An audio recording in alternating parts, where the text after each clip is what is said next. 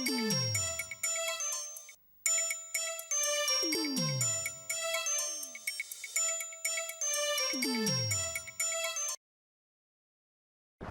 I love that.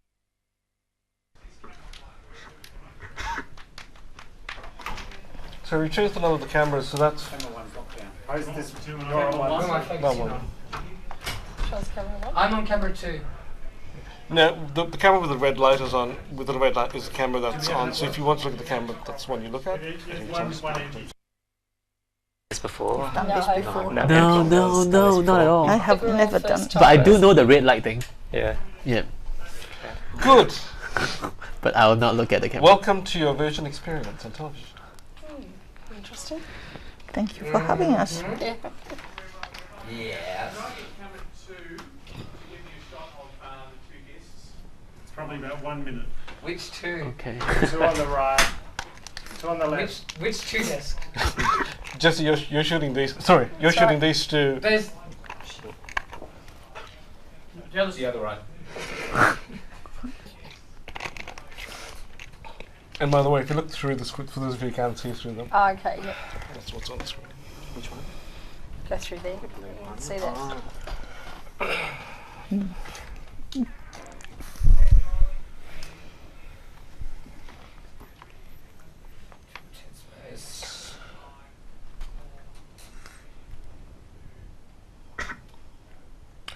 Good evening. Welcome to Ben Television. My name is Steve Pereira, and I'm joined here today by a bunch of people who put the colour, the spice, and the pizzazz into the rainbow that is a symbol of our inclusive gay culture. Face it, without us, that rainbow flag would look pretty darn bland. We're going to be talking about cultures. We're going to talk about multiple identities. But this panel is not talking about multiculturalism. It's just going to be about how fabulous we all are. Joining me today are Aaron, who is from the Philippines. We have Kathy, who's got a Greek background. We've got, I'll look at my paper rapidly. We've got Luan, who's from Vietnam. Who's Australian and has a Vietnamese background, let's be clear about that. We have Mima, who's got an Italian background, and we have Kim, who's from Singapore but has a Chinese background as well. As you can tell, we've got multiple identities. I myself am a truly hyphenated Australian. I'm a Goan, Indian, Tanzanian, Canadian, Australian gay man. I win. What I want to ask you guys first is, on your Grindr profiles or your Grindr Tut profiles, how would you describe yourself? Let's start with you, Aaron. I actually don't have a Grindr profile, so I don't have an Android or an iPhone. So Good on I'm you. doing Personally, Grindr. congratulations. But if you were to have one, if you were to describe yourself to somebody you wanted to meet, how would you describe yourself? I'm pretty much confident who I am. That's it. But Would I you haven't really thought about it, to be honest. Would you feel, I guess what I'm trying to get at is, would you feel a need to describe your ethnic identity in your profile? No, No? I don't think it's an issue. Kathy? Not necessarily, but if you're meeting someone for the first time, I usually say I'm Australian-based, Yep. Greek background, born overseas, but I have a bit of Egyptian in me, so I've got a little bit of multiculturalism. I'm pretty sound, relaxed, quite stable in what I do. Great. Yeah, so I'm grounded. But you would at some point mention your ethnic I identity? would, yeah. How about you? Well, if I were to describe myself on a profile, I guess I wouldn't really need to mention my heritage, since I'd put a picture of myself, and therefore you could deduce that I'm Asian from that. But that's interesting. Would you need to distinguish yourself from other Asians? Yes, because there are many varieties of Asians, so I'd write down I'm from Vietnam. Good. Mimi? For me, this comes up within the first 5 minutes. Oh, what a nice accent. Where are you from? What about you? I would say something like take it or leave it kind of thing. It's like I'm me, and you can't please the both, so you don't try to put your profile such that you're trying to please everyone. So I just say whatever comes to my mind, basically. Yeah. That's good. But would you feel the need to identify as an Asian in any way? Or did you No. No. First, like what Luan said, it's obvious, and if you know Southeast Asian culture from my accent, you know I'm from Singapore. But it's not important because people are people. Yeah. Good. Now, Singapore is not particularly well known for being nice to homosexuals generally, though there are pockets of homosexuality. What's life like in Australia compared to life in Singapore? Because you do go back and forth. Or Yes. I lived in Singapore for 30 years before I moved to Australia. So I know... Darling, you preserve very well. I wouldn't have thought you were 30, anywhere near 30. Oh shit, okay, never mind. Yes, Singapore is kind of strange because the government is trying to build Singapore as a global economy, welcoming foreign talents, but when it comes to dealing with local people, kind of a double standards. Just to set the record straight, homosexual anal intercourse it's still illegal, and consensual adult version of it, you're liable to up to 2 years in prison. So they say that they don't enforce it, but it has happened before. So how does that impact on daily gay life in Singapore? What happens when you go out and party or pick somebody up? It's strange because in such a small country like Singapore, there are actually like 7 to 10 gay saunas. So it's very gay. And if you go in a city, it's actually more gay, I think, than Australia in a city. Really? So, but everyone seems to be underground. A lot of people are in the closet. So it's out there if you know where to look and how to look, but it's very underground.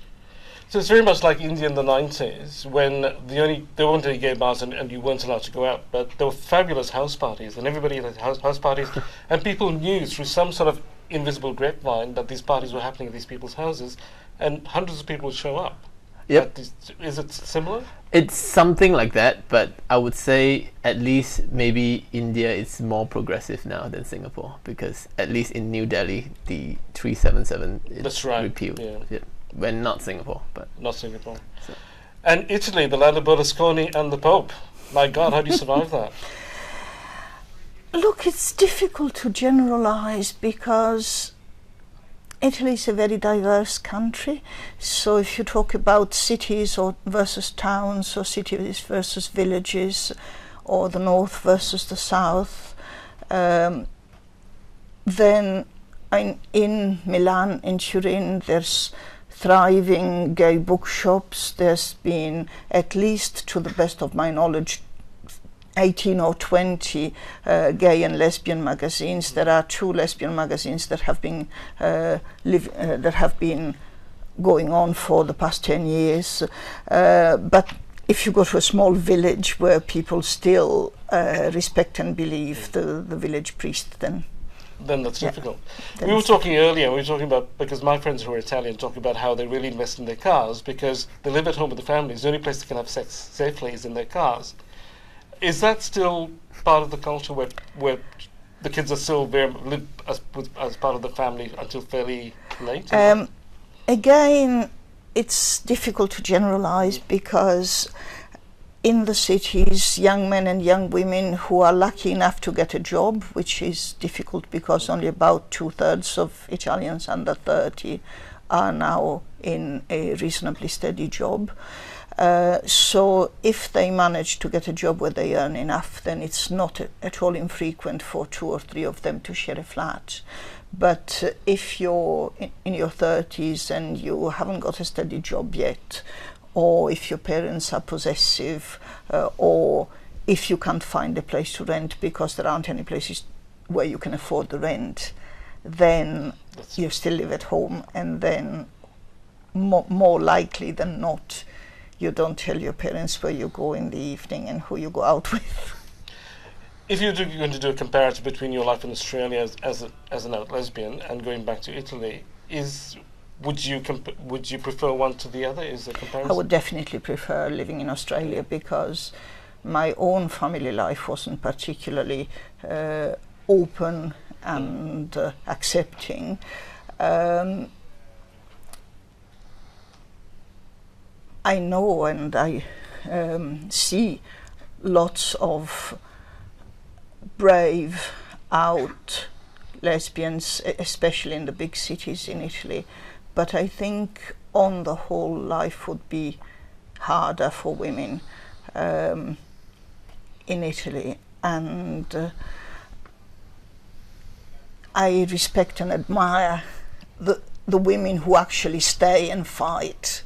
And it still is a fight for them, very much so. Yes, like for instance, just to give you an example, in last year, there's only one out female MP in the Italian Parliament, and she's a woman in her 40s, and she had a German girlfriend, and they had to get married in Germany because they couldn't have their union recognized in Italy, and there was a big kerfuffle in the Italian press. Why did they advertise it? Why did they publicize? What need was there to show the wedding pictures on the Italian press, etc.?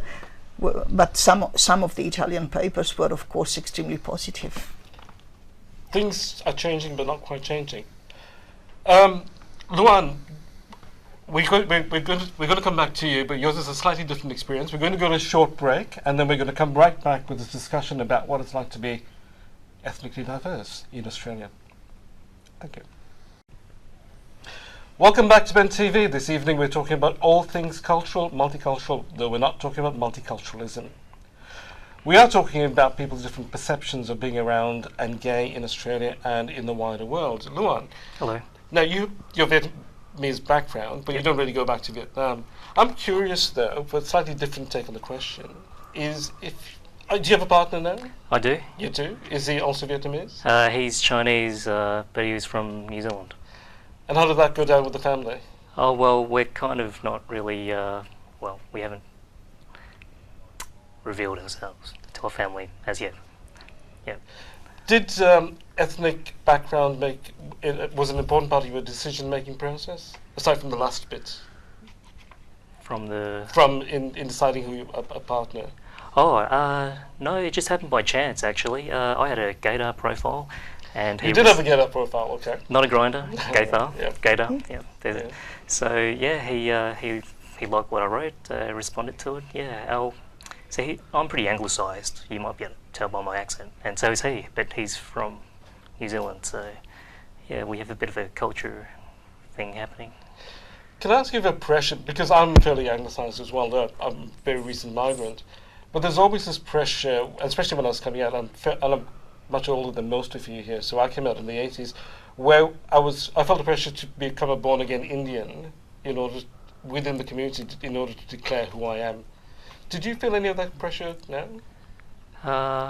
To take on an ethnic identity because you needed to fit in within the gay community? I don't actually. I haven't actually immersed myself in the Vietnamese. I'm sure there is a Vietnamese gay community out there, but actually this year I've joined up with the Victorian AIDS. There's an Asian subgroup. Yep. So I've taken some steps to try and integrate myself into the Asian culture. To claim your roots, so to say? To rediscover my identity. Do you know why that is? Why you felt the pressure to do that?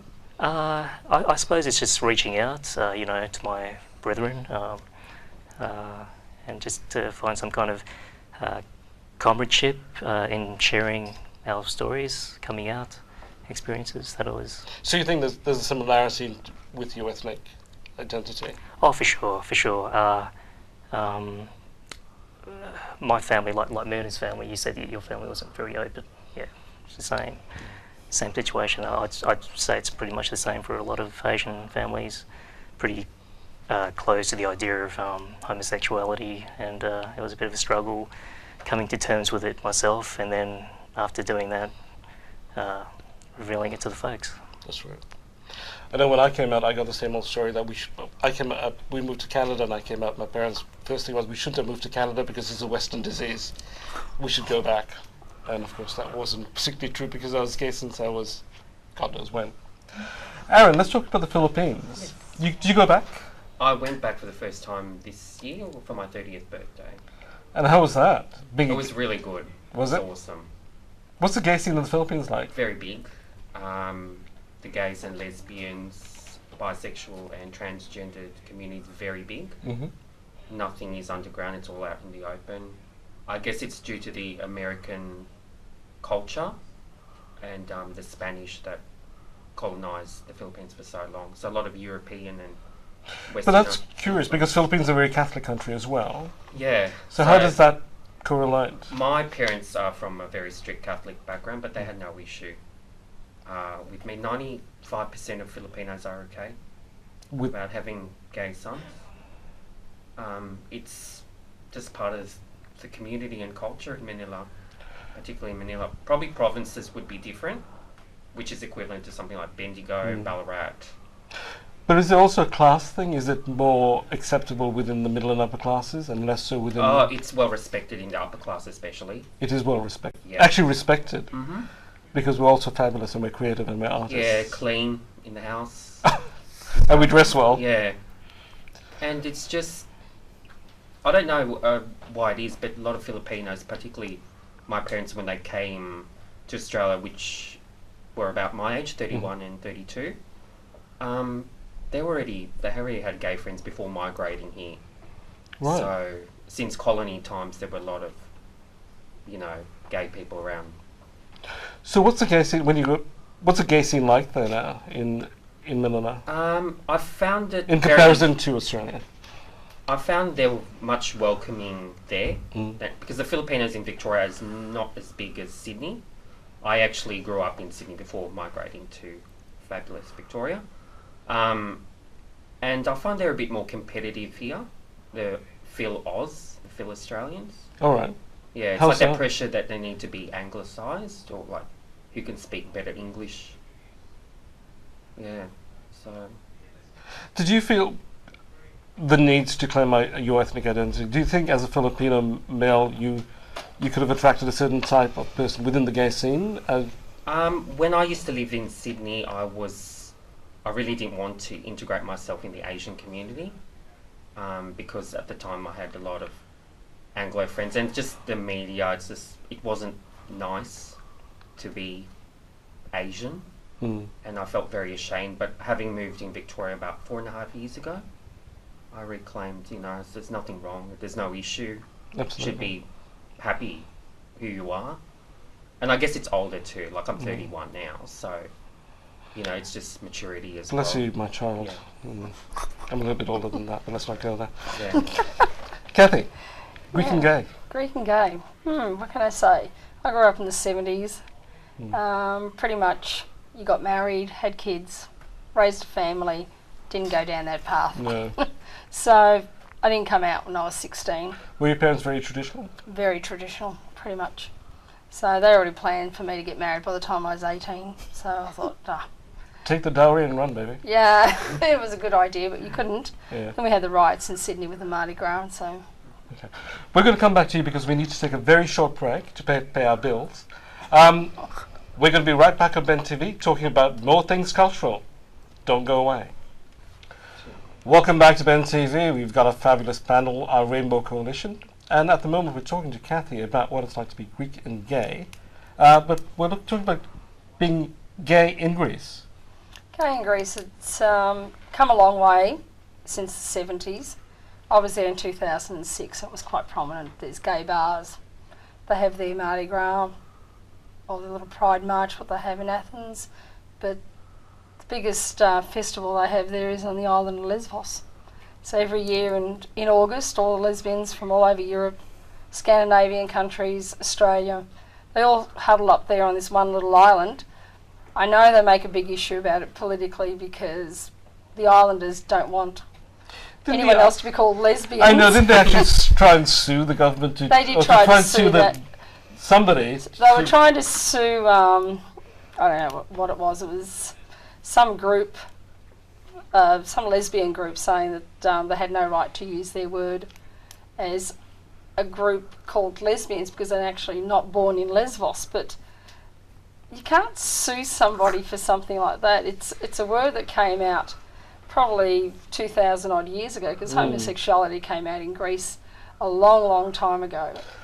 and they haven't embraced it like they should. But Well, we've all gone backwards. I mean, all of our cultures, especially Indian culture, historically, there's been a lot of gay sex. It wasn't until the British arrived and put everybody into a Victorian straitjacket. that's true, so true.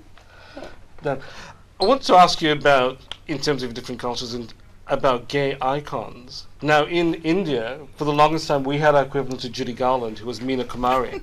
She was an alcoholic. She had a really tragic life. She died of cirrhosis of the liver, and so she became a truly gay icon. Is there somebody in Singaporean culture that you know that's? In Singapore, it's kind of sad because there is this law in the media, like saying that if you want to portray a gay character, you cannot portray that person in a positive light.